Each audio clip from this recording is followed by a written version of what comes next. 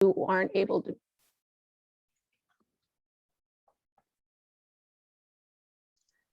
people who aren't able to be here tonight with us or want to go back to certain parts of the presentation will be able to do so. But it's also possible that other viewers may be recording the meeting with their phones, cameras, or other devices. And if you don't want to be recorded during this meeting, you can turn off your microphone and camera. Aaron? So we do recommend that you turn your video on and off during the presentation. And then there are prompts at the bottom of the screen that can help you maneuver through the presentation. If you're joining via phone, and I don't think anybody is, but just in case, during the question and answer, if you want to ask for audio or video permission to ask questions, just hit *9. And then if you're on the web, you can use the chat function or raise your hand in order to be given permission to ask questions or make comments. If you use the chat, excuse me, during the presentation, we won't interrupt the presentation in order to respond, but we'll save those for the Q&A section. Aaron? So the agenda for tonight is the project team, the overview, and what we've heard so far, the presentation of where we are now, and then we'll open it up for community feedback, and then talk about closing remarks and next steps. Aaron? So as I said, I'm Annie Blair, the project manager. Christine Brandeo is our outreach coordinator, and she wasn't able to be with us tonight. So our thanks go to Shauna Dixon for filling in for her. And as I said before, Jim Maru and Aaron Kramer from Copley Wolf Design Group. Aaron? So we started this in May of this year with the first community meetings. We've had 2 community meetings so far. This is the 3rd and final public meeting. We'll take everything that we've heard so far and put the construction bid package together through the winter time. February is a great time to bid out construction projects because that's when contractors are at their slowest, and so you get the best prices, most competitive prices then. And then hopefully we can start construction in April or May, you know, assuming that we get a successful bidder and there aren't any challenges to it. And then have construction go until fall of 2022 and open up the park then. Aaron? So there are 4 components that go into park design. One is the City of Boston has some overarching priorities. The Parks and Recreation Department has goals that are a bit more detailed and focused on the parks themselves. Community input is, of course, critical. And then there's certain safety guidelines and regulatory guidelines that we need to meet. For instance, the Americans with Disabilities Act. So next. And I know that a number of you have seen these slides before, so I'll go through them quickly, but I thought it was worth revisiting them. So the city's overarching priorities are accessibility and inclusivity, expanding walking access to the parks, equity, health, and community building. Next.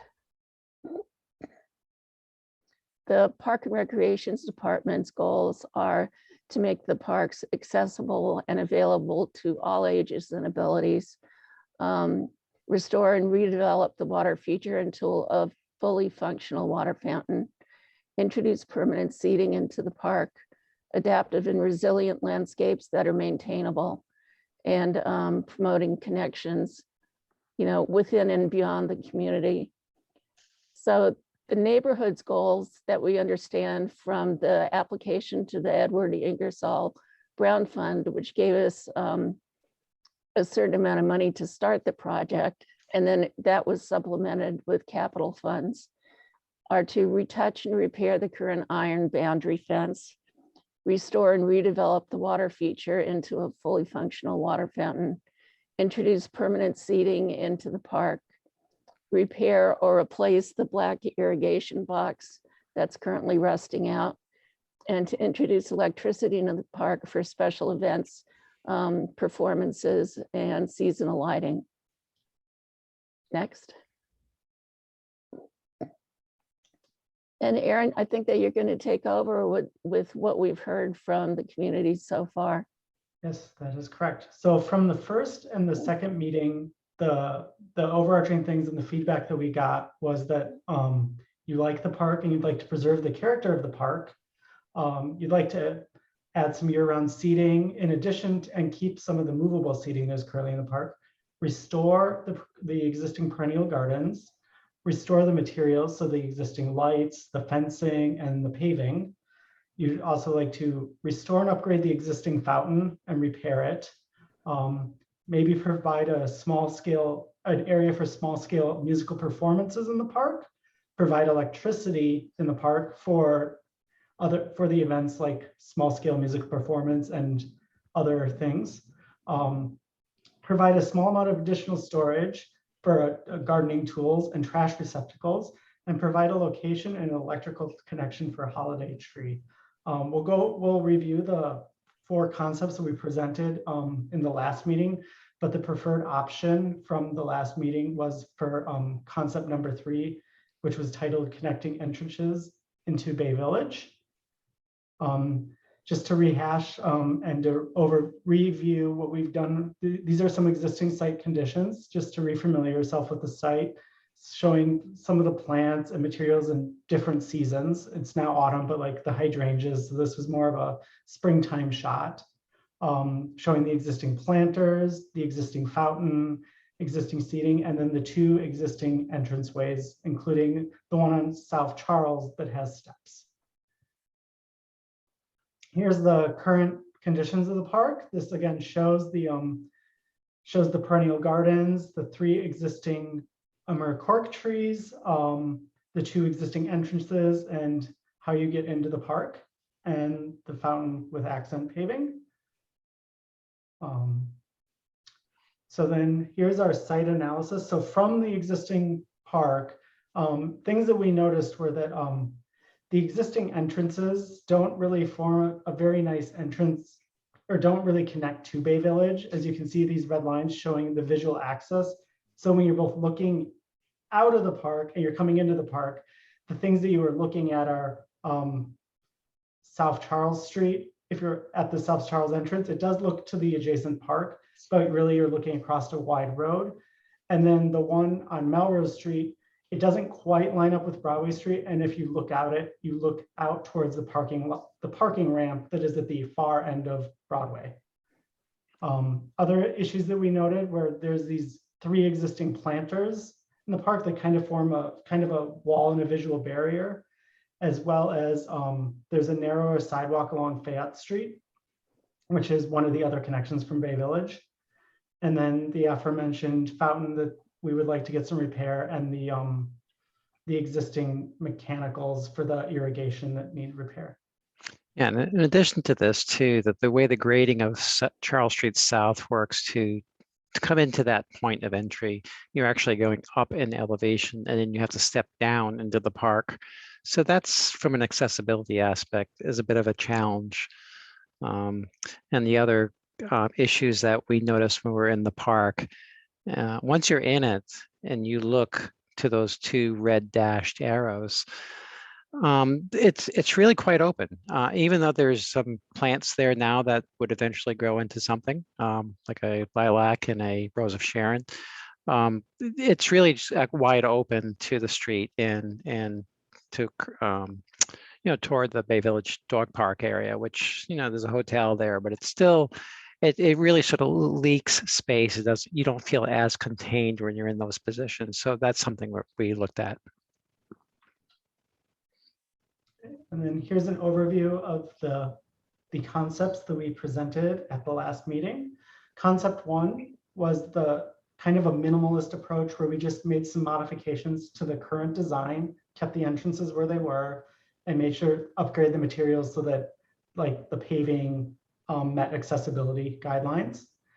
Concept two and concept four, we looked at different options for relocating the entrances along South Charles Street and taking the corner entrance on Melrose on concept two, and on concept four, really keeping that South Charles entrance and then tying into the church that is adjacent to the park. Those are the three that, of the four, those are the three that we presented that were not the preferred. The preferred option was concept three, which really brought the entrances to the corner and to Melrose Street, kind of really tying it into the neighborhood. And we took your feedback from this one to come up with this final concept design.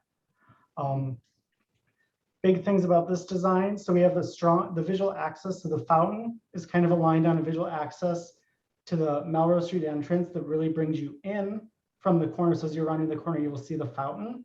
And then on Fayette Street, it also kind of interacts.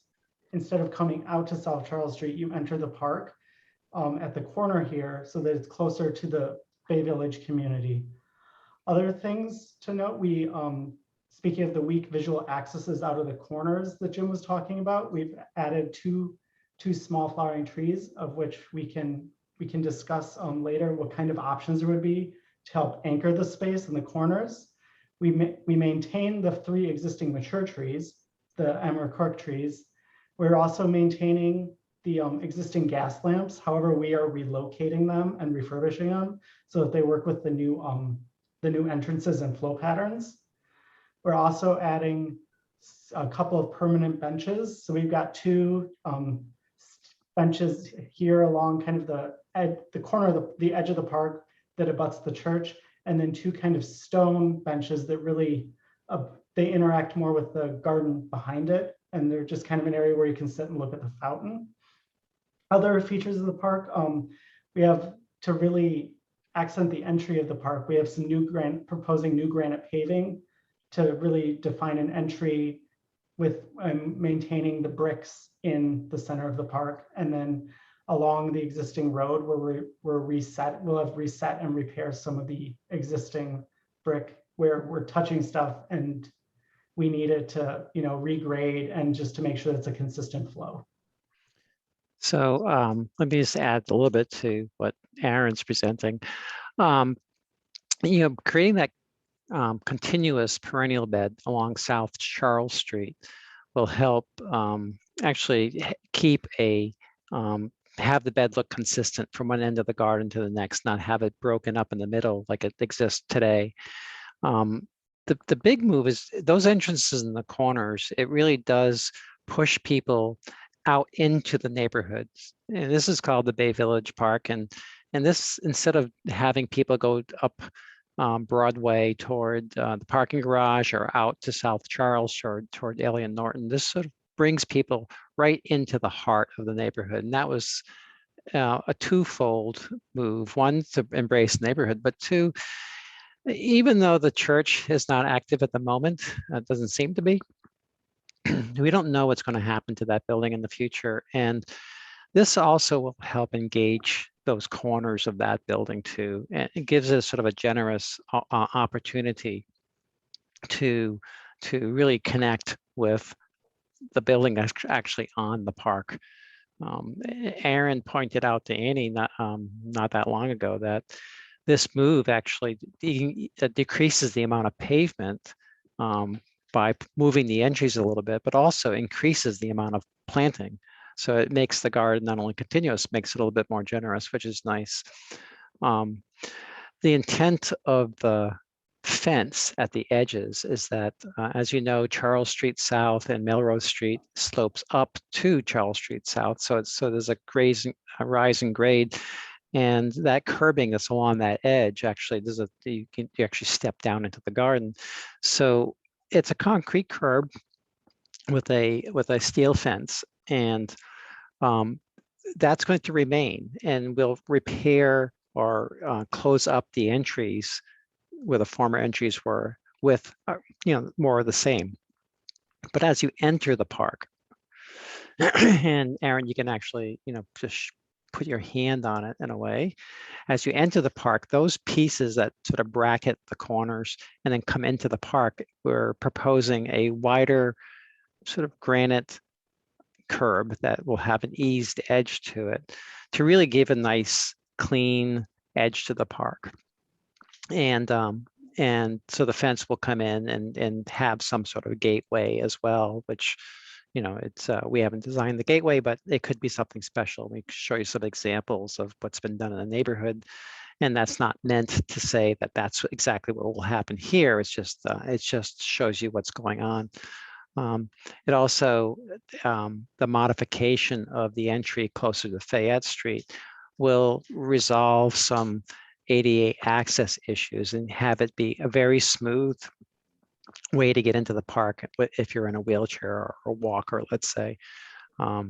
So I know Annie met with some people out in the site last Friday, but if you go stand in the corners on, say, on Melrose of Fayette and imagine looking into the park at those points, you'll see why the fountain was just moved over slightly just to create that sort of visual anchor in the park as well. And then Aaron showed a couple of locations for the holiday tree. The one location, like where you're circling right now, if you were to have a holiday tree there and you have your power there, it's something that's sort of visual to the street and visual from the neighborhood. But if you were to use that power, say, to set up a music and you need to plug in something, the opportunity for the sound to reverberate back off of that church building back into the park might help mitigate the sound of South Charles Street and make the experience that much better. Or it can be actually placed where you have it today, along that edge there. And that's a perfectly acceptable option as well. I think that might be everything. Go ahead, Aaron. And then, so this is just some materials boards of some of the materials that we're proposing. So we would be replacing the brick with ADA friendly wire struck brick. And that's shown at the bottom in just two different colors. We could use two contrasting colors like in the rendering just to help break up the color and give it, a little bit of variation on the rendering. So in the main part of the park, we went with this basket weave pattern that I'm circling right now here that's highlighted. And then just to kind of accent the entries and to provide a little contrast, we're showing a herringbone pattern. If there are other patterns anybody would like to see in any of those regions, that's a good place where we could take input and we can easily revise the plan with any of these patterns. The brick, they're all standard sizes and they're all standard patterns. And you can step back and forth too, Aaron, to show them that, because it's a fine details, like zooming in a little bit. The intention for, if you can zoom in on that, I can't, I guess. All right. Not on full screen. When we're done, I can exit full screen and zoom in. Okay. Well, the intention, just so the reason we're looking at that is by having the basket weave be around the fountain, it creates sort of a place of destination and calm, whereas the herringbone pattern is a zone of transition to get into the park. And it's just very pleasant. And as Aaron said, we could look at other patterns, but right now we're looking at this sort of condition of threshold and destination. And he'll go back through where the granite pavers are too. And then here's an example of, we could do a cobble border like this, or we could do more of like a more singular piece around the edge, around the planting bed. And then these granite pavers here are what we're showing. This image here, you could think of that as on this plan at both entrances to kind of, just mark the entry and, provide a visual contrast. and then also around the fountain, which is the focal point of the park, so that it ties all three elements together. And then here's some other examples. So we would be restoring and relocating the existing gas lamps on the park along Melrose Street. I'll go back. We are going to propose that we keep the flexible seating that the community has. So we have the permanent benches that we've added, but then in this corner, it'd be a good place to keep the flexible seating. And that's something, if you have a music performance or some other performance in the park, you could easily move that around to allow the performance and enable people to sit where they would like, while still maintaining permanent seating in the winter. We're also looking at Boston City standard trash cans, black steel strap benches, kind of going with the historic nature. They go with the light post and kind of the South End and Bay Village. These two gateways here. So when we're talking about entrance gateways, these are just local examples, and these were both funded with Brown Fund money. So we would design a gateway that would be appropriate for the park. These are just two examples of gateways nearby. They use Brown Fund money. We had shown a couple of granite block seating just at the edge of the park, kind of by the fountain. And this is just an example of what that could look like.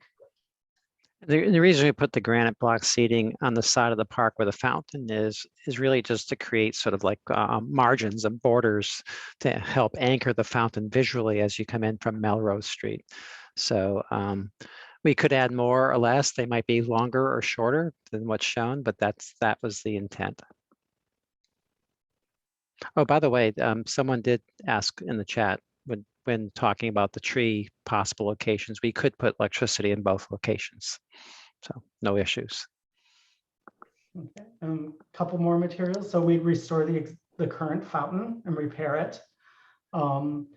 We would add, so this is another example of like a granite page. So we showed the flush granite edge. We could also do a raised granite edge. We would do something where it's a bit either slanted or beveled, so it's kinder and easier to maintain the flower beds. There's an existing drain on the site. We would, as we relocate and redo our work, we could provide a signature drain cover just to kind of, have it be more ornate and less utilitarian, so that it blends in nice with the park. There was a desire to provide a storage box. So we've located, here's just an example image of a small storage box for some of the garden tools. And then another potential option is, and this is up for community discussion, if you'd like a border guard in addition to the granite curb, such as in the image above.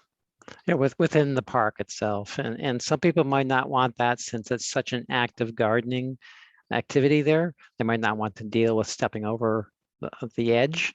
It does keep dogs from spontaneously jumping in, but that's certainly an option. We can put that in or not. And by the way, someone asked about the drain. We're not proposing this actual cover. The cover can be designed, and it can be part of the Bay Village theme, that kind of thing. And John's asking about the benches. That can be discussed with the Parks Department too. So in regards to, we're not showing any proposed plantings yet, except the fact that we said we'd have proposing a couple anchor trees. So the intent is to pick something indigenous, something that marks a season. Witch hazel is a late winter blooming tree, blooms in either late February, early March. It gets people super excited for the spring that's coming. Or redbud, which is really like the first, one of the first trees to bloom on the cusp of spring itself. Which is, or we can go with something like a tree hydrangea, which are all very similar scale. And the one that I have in my backyard is still blooming. So it gets you deep into the fall, and for people who don't want to enter winter. So it's in the next page that Aaron will go to begins to talk about restoring your perennial garden. And I think Annie mentioned at the last meeting or the meeting before, unfortunately, construction is a messy business. And the intent is to put back what you have. But, and I've talked with Tom a few times out there, and I know he's very involved in the gardening out there. This is a sampling of the majority of the, I'll say the most obvious plants that are there. There's a lot of white between them. And then in that white, you find, a lot of vinca, which I'm sure was intentional. And then you have a lot of volunteers, either invasive plants, which are doing what they want to do, or plants that have spread themselves around. So I know that a lot of the phlox and such and ground elder has sort of escaped probably their intended location. And so the intent is for you, this is sort of an active diagram.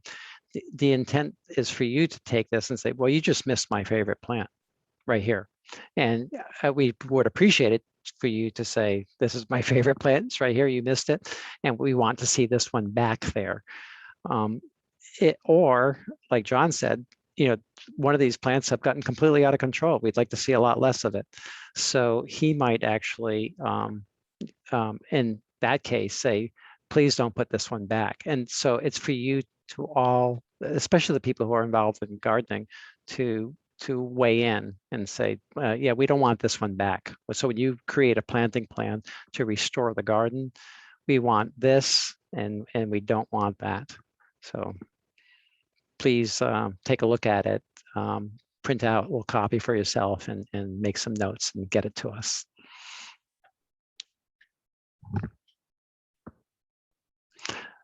Annie, I don't know if you want me to, we can get through this and then we can go through the chat probably, right? Yeah, and I Okay. should also respond to 2 comments in the earlier section, talking about incorporating some kind of reference to the film industry in the decorative elements such as the gates or the drain. Mm-hmm. And I think that is a great idea and really helps the narrative of the park. So we can see what we can do with that. But, and John, I saw your comment about the benches and Aoife's comment that we had talked about actually all the way along, that if we put in benches, we would put in a center armrest so that it makes it very difficult to lay down there. But we're certainly taking that. I'm sorry. On the issue of mid-bars, the devil is in the details, as indicated, the metal dividers. And I don't know what the rest of that comment was. Oh, on the MBTA. Well, I think that we can find solutions to this so that we won't be encouraging people to stay in the park. And it may be that the solution is not, an 8-foot long bench with a center armrest. It may be that it's 2 separate individual seats, 2 feet wide, 2.5 feet wide, with an occasional table in between them. And I've seen that work well in other places. So And what I meant about talking to the Parks Department, John, is the Parks Department do have certain standards for benches, and I'm sure during the next stage in getting to the specification portion of it, the strap benches are being discussed now, but I know the Parks Department has several type of benches, so no panics yet. And Dumore, who makes the 8-foot benches that were shown in the presentation, also makes matching individual seats with side tables. And the side tables are great, not just for eating, but for a diaper bag or, a little thermos or coffee. Yeah, I know that we're making an effort with having the new plantings be transparent. Mm-hmm. Yeah, absolutely. These are not unusual comments. They're comments that we deal with all the time. So I'll give you a quick overview of the schematic cost breakdown. And I'll start by saying that we're in a very volatile cost and delivery environment right now. The supply chain is unpredictable. Costs are unpredictable, except they tend to be higher than we've seen before. Having said that, I will say that we recently had 2 projects go out to bid, and the bids came back within the budget. So I think that the way that that Copley Wolf has addressed this is, a 20% contingency is really healthy contingency, and 15% is more typical in more normal conditions.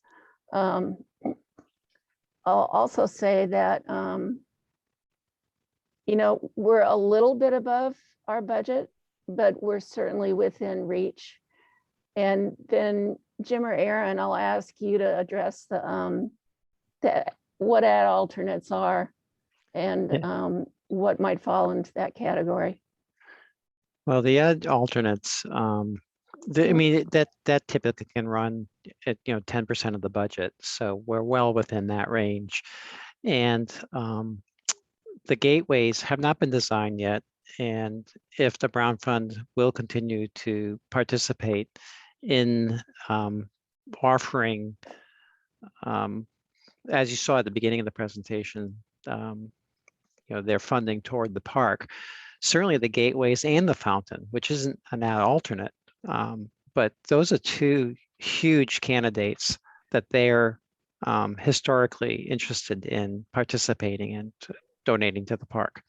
So that would help immensely. The granite edging around the park, that's an ad alternate, mostly because it doesn't need to be raised. It could be flush. So these are the design detail that could be worked out. And if that sort of comes in as a high price and having a flush condition, then that's certainly a candidate to look at that. So that would get us down to a closer to the budget. I'll respond to Laura's comment about the rodent problem and the raised planters, the brick planter. We're getting rid of the 3 of them because there's just no way to really control the rodents in there. And the height makes them difficult to maintain. And to see into the park too. Yeah. And also there was no support for keeping them. Yeah, and that's part of the site demolition costs that you see on the top line. So the intent is to get rid of them and to really, someone had a question about viewing into the park, not only for the plants, but it really just means that if someone's sleeping behind something in the plant bed. So I think it'd be a great benefit to get rid of them.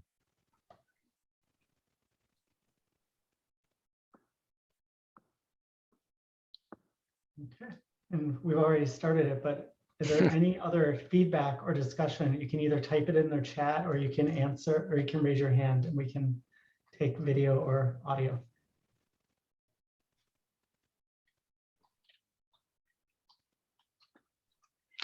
So this is the upper left-hand button is really, that's the part we'd really like to hear from you in regards to, we're going to restore the garden, but in restoration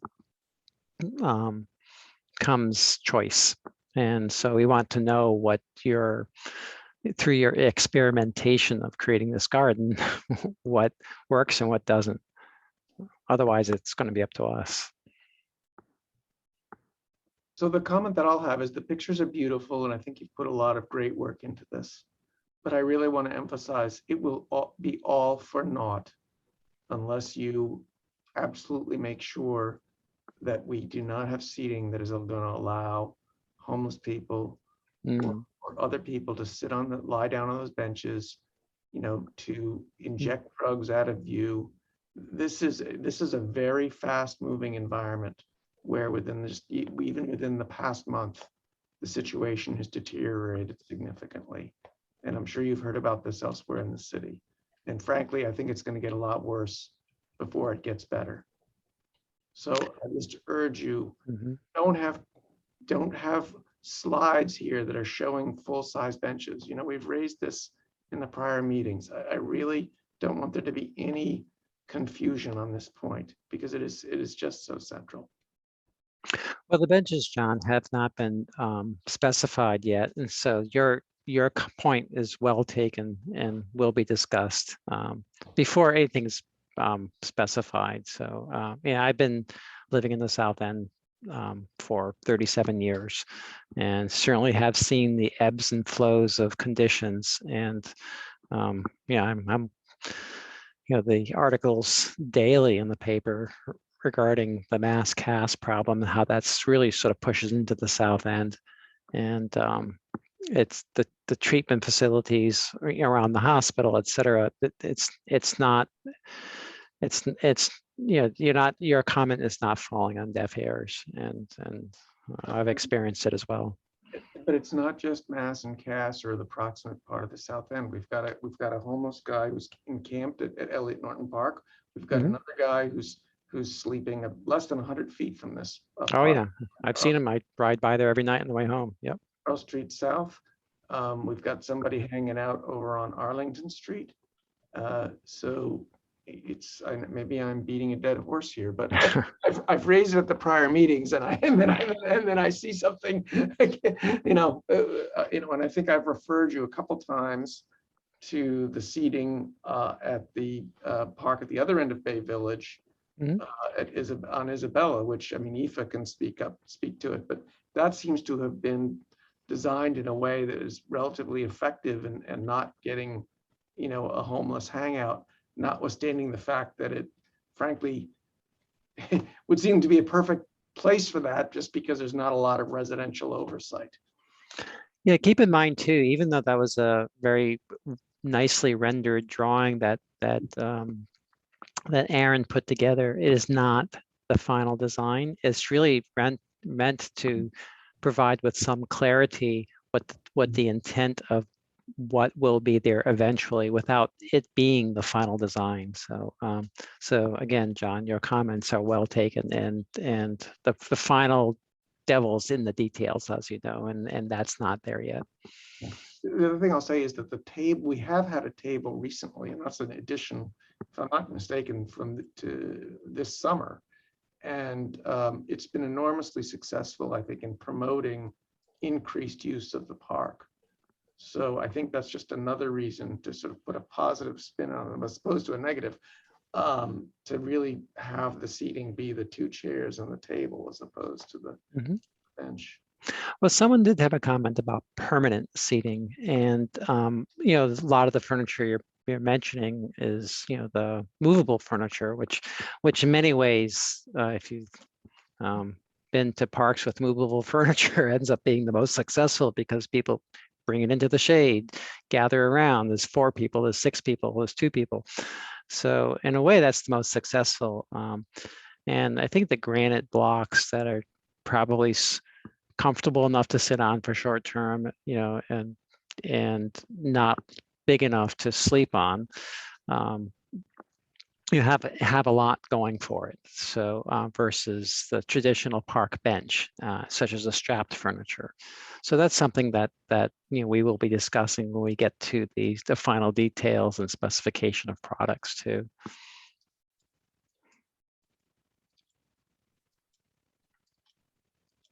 And John, for the park, for the one on Isabella Street, do you mean the park right next to the fire station? Yes. Yeah. Okay. Yeah. I thought so.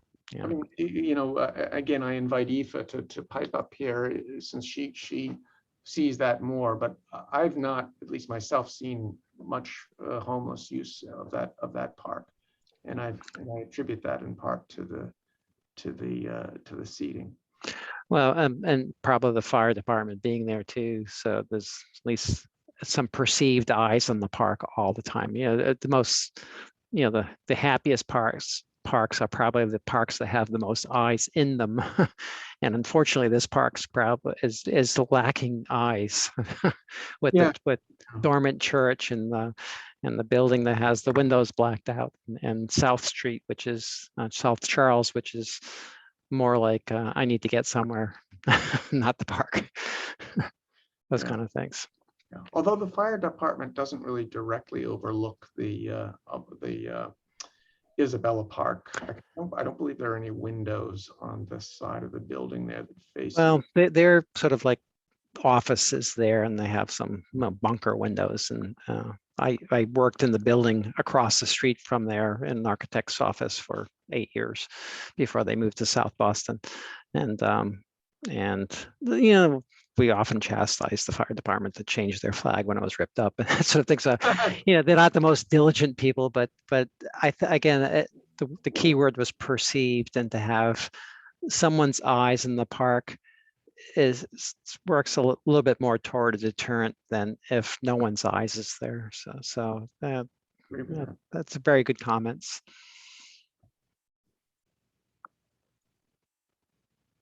Hello. Oh, hi. I did want to follow up for John and agree. Yes, the Isabella Street Park does have the single chairs, which are terrific. And we do attract actually a fair amount of homeless people, but I even think they are more respectful because of the single chairs. And, we have some issues, but there's an awful lot of people helping clean up. So it doesn't look as bad. It doesn't look get encampments. So it is definitely an option to look into the single chair option more and the tables. The other thing, and maybe somebody else can speak to this. I wasn't part of the original, sort of petition, but when that request was made for permanent seating, I don't know that we had at that time the experience with the, in fact, I'm pretty sure we didn't have the experience with the sort of movable table and chairs, which has really increased the usage this summer. I think that request That might is correct. Yes, I we think didn't have that then, but we did want to. What came up, John, about and everyone else, about the permanent chairs is we learned during COVID that an awful lot of people still wanted to go out and meet at parks, even in the very cold weather, because we were all stuck home. And we needed somewhere to sit briefly, not for any period of time, but it was nice to have something permanent and not feel like the park are being cleaned out of that furniture. okay. So that was one of the many motivations for that. Mhm. And I suggested always that like a sloped wall or something that someone could sit on temporarily. It doesn't have to be a comfortable thing. You're meeting people. So that was the purpose of that. Mhm. Well, those granite blocks that Aaron showed as a precedent, and then is the scale of the ones that were shown at the edge.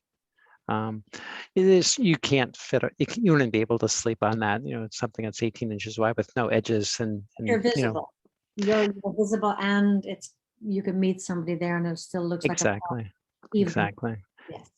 Yeah, and again, it creates some sort of built animation to a park that would not is often not having people in it, to have objects that are scaled and objects that are vertical and horizontal.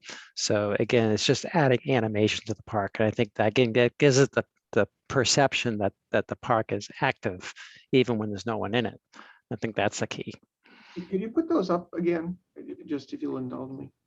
Yeah, and you can go back to the image you showed of the people sitting on the granite block. There you go, right there. So people wouldn't sleep on that sort of thing, and that's and again, it can be slightly longer, slightly shorter, slightly thinner or wider, but these happen to be recycled granite blocks. There's lots of them that we've used these on projects, but we were thinking that this park here, maybe they're a little more refined in regards to that, not split face and that kind of thing. But you could, obviously no one's going to sleep on this one, and if you just can go to the plan really quickly, Aaron. Right there. Yeah, you can see those. Those benches are about 4 feet wide and I mean long, and you know, the curb, that curb being about a foot is about another 6 inches beyond. So no one's going to be sleeping on those. And we showed two just because it's bracketing the fountain and the lighting. So it has like a little family of vertical objects happening there, which would provide that sort of inert animation of the park rather than people. And you know, one or two more could be added, and maybe instead of those strap benches, maybe there's a couple added on the other side too, that kind of thing. So that gives you the year-round seating that I was talking about. That if you want to go out there and meet somebody, you can. Oh, those are 4 feet long, as displayed there. Yeah, they're 4 feet long. I mean, it said they could be slightly more, slightly less, but that's the intent. It's not a wall that someone's going to go sit on or sleep on. And James, the other benefit I want to just mention of having those kind of benches and features is that if you walk into the park and all the other chairs are occupied and you have to stand around, that could feel less, I don't know, it's less, I think it's not as nice when you have somewhere else to go as a group. You can stand aside and you're not interfering or loping near people, which I think can be intimidating if you're a family or wonder who that person is, why they're waiting near you, I wish they'd move on, you know. So if you had a place to sit temporarily, wait for your friends, I feel it includes more people, but it keeps the transition of people moving. Yeah, that was. You're advocating for the granite blocks. Yes, absolutely. Yeah. And you know, because. Well, you know, another thing, just looking at this, you know, it's not a very big park, as you all know. It's a small space, and putting things in it where you cannot stand around and share time, like permanent benches, that just takes away from the square footage of the park in a way. And by having it incorporated into the edge, opens that space up even more. And it's great. Yeah. I think we've probably covered chairs, have we? So no, I think I have a few more things to say about it. John does. Well, I think the granite benches, one of the things about the granite benches that I think is a plus is, frankly, they're not too comfortable. So in other words, they're comfortable enough that you can have a 15-minute conversation with a neighbor. They're not, you don't necessarily want to spend the whole day there as a homeless person might. These parks are for meeting people. I think I find a lot of my neighbors will often say, I'll meet you there before we go somewhere. So that's another feature of those parks. And that would be part of that design factor, which you've taken care of, so.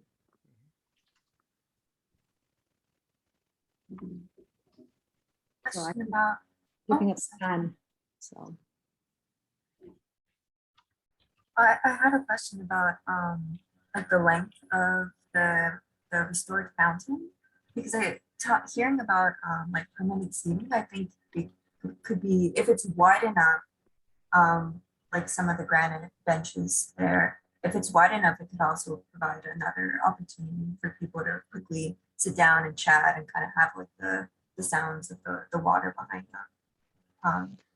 I remember for campus, like the fountain had wide benches, or the fountain had a wide base, and so it was a common place for people to just kind of sit there and chat for a bit.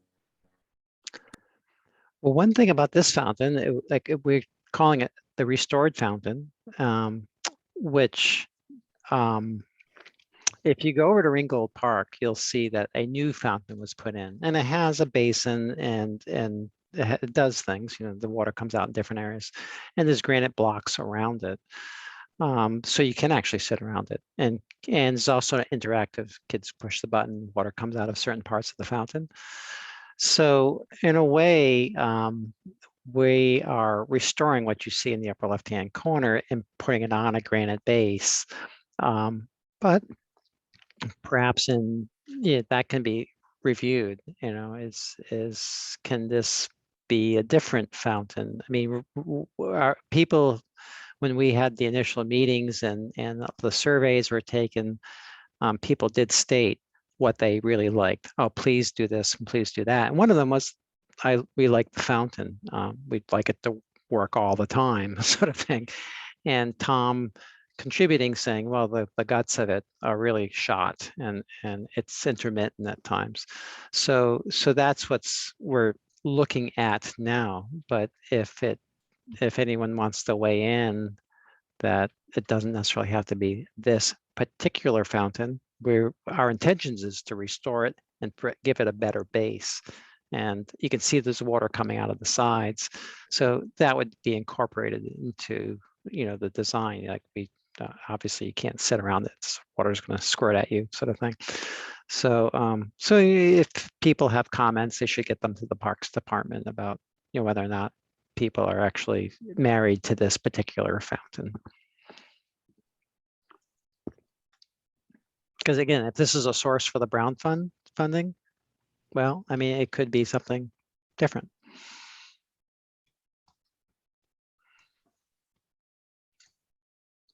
I don't think people mind the look of the fountain. I think it's a very attractive one. It fits well with the neighborhood, but I think people are very open from what I've heard over the years, but open to any number of features. I think irrigation and use of the water will be good, and recycling was the big features people were interested in. Mhm.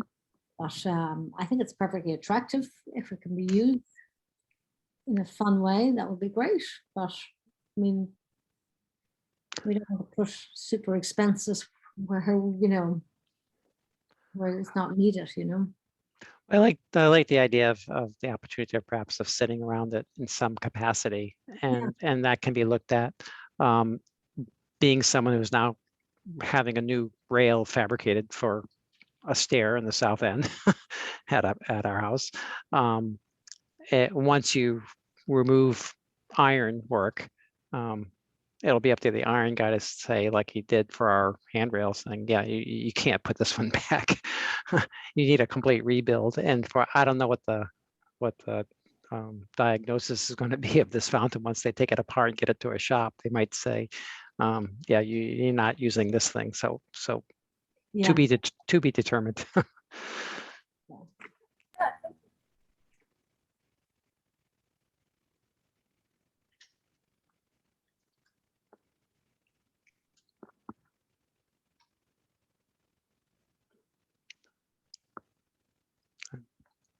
Doing screenshots of your chats.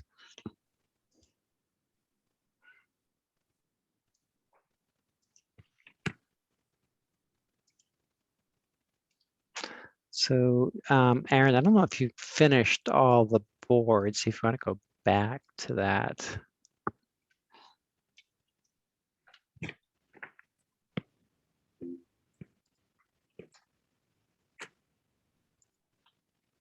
Oh, that was the next one? Okay. Well, you can go back to where we stopped, and I think that's, Annie's pitch. So that, excuse me, that's just a repeat of the schedule.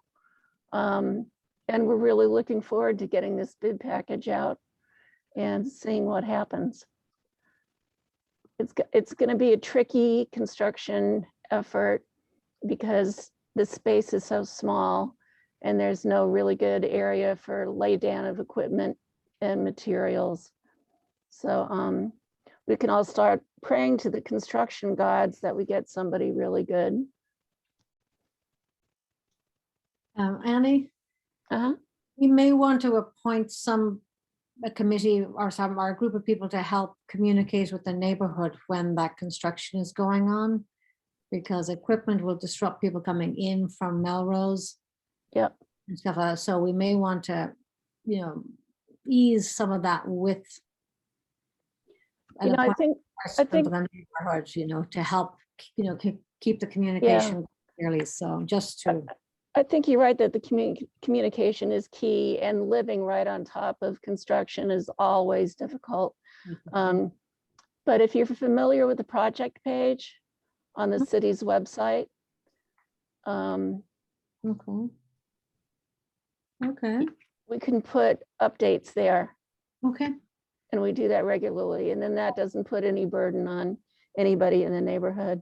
We're so used to having construction in the neighborhood, but I've noticed with projects that had somebody who volunteered or otherwise, it did seem to go a lot better, and people's expectations were suitably narrowed down each day or each week or whatever, Yeah, you can make arrangements. Yep. Just, it's a small neighborhood, so we'll figure that out, but I just wanted to put that out there first. So everybody knows everybody. they do. They do so far. Okay. Is there anything else to add? Nothing from me, no. No, I just wanted to, once you mentioned the small space, I wanted just to mention that that is something I will take a note of, that we'll have communications with that. Great. The designs are beautiful. I really appreciate that effort. As I say, I just want to make sure that it doesn't inadvertently get ruined. Yeah, that breaks my heart when I believe me, you go through all this effort, you show up 5 years later and something doesn't work. It's crushing. One thing that makes me very pleased is that each iteration has become simpler and more in character with the best of what's there. So I think that's terrific and consistent with what we were hearing from the neighborhood. And from my point of view, I feel the design is very much what we were asking for. And, you've given us so many great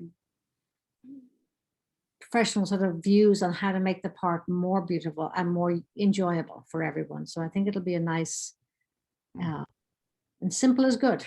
So Yeah, I think that'll be wonderful when it all comes to pass. So it looks good. Thank you for the great work you've all put into it and for Well, listening to us as we members. appreciate thank so you. much your time and insights because, as I said at the very beginning of the project, we can bring our professional expertise to the project, but you all know the park better than we know it. And there's been really great participation, and we're grateful to people for giving up their time. It's been a pleasure. Thank you. Yeah, thank you. I appreciate the kind comments and I think we also agree simple is good. It's the Louis Armstrong of park design. So what would the next stages for us as a neighborhood? Do we have a pre-construction demolition meeting? Or what do we do? Just, Well, we've got a ways to go before we have a contractor on board. okay, And I'll give you a heads up that, once the bids are in and we have a successful bidder, it takes quite a while for that contract with the contractor to go through the legal channels and finance. So I think we're really looking at talking again in the springtime. yeah, okay. And Nanny, what's the process? Obviously, this is final concept, right? It shows the geometries, it lays out at a scale.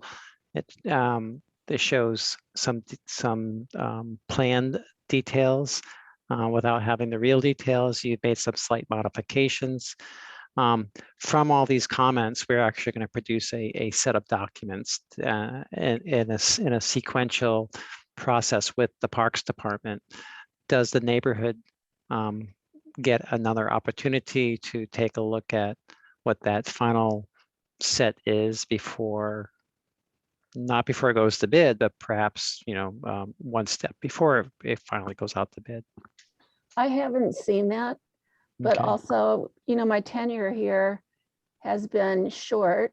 It's Mhm. been just under 2 years, but it feels like 4 months because 4 months after I started, everybody went home. So I feel like there's still a lot I don't know about the process, but in the couple of projects I've had go out to bid, we did not have community review of the final bid set. But I'll find out. Okay. Certainly, I'm always open for communication. We're not hiding anything. Yeah. So because this is a little bit unique in that we are restoring your perennial garden, we want to make sure we get that right. And so that's why I think it's important that you look at that list that I created, that plan list, and and say, and do exactly what I said, like, "Oh, you missed my favorite plant," or I know that's there, but we wish it weren't. Those kind of things. Because You intend to just have if you want a review of any of that, we can happily do a Zoom meeting for that. Doesn't Okay. have to be a big deal, but there's quite a few of us who'd be very interested, Carol and other people who'd be very interested, and it would be a productive meeting that way, in the sense you get good feedback for that, and you'd be able to keep an eye on those pesky issues that come up that maybe that we can look at, visibility, that kind of stuff.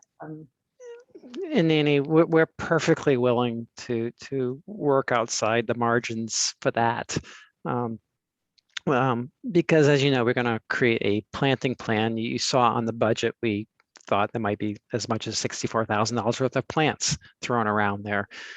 We don't want to do it willy-nilly. We'd like to do it somewhat surgically.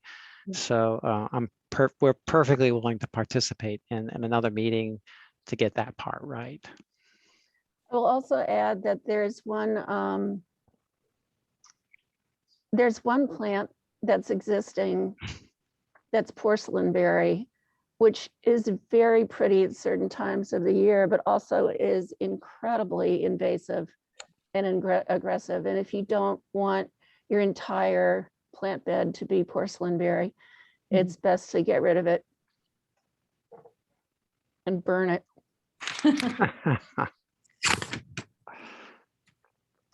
Well, thank you again, and you know how to reach me. Yeah. So this has been great. Thanks. Thank you. Terrific meeting. Thank you for your time, guys. Thank you. Thank And you. Shauna, thanks for doing such a great job with this. This was seamless. Oh, she's sleeping. Almost seamless. Okay, thank you. All right, thanks everyone. Enjoy dinner.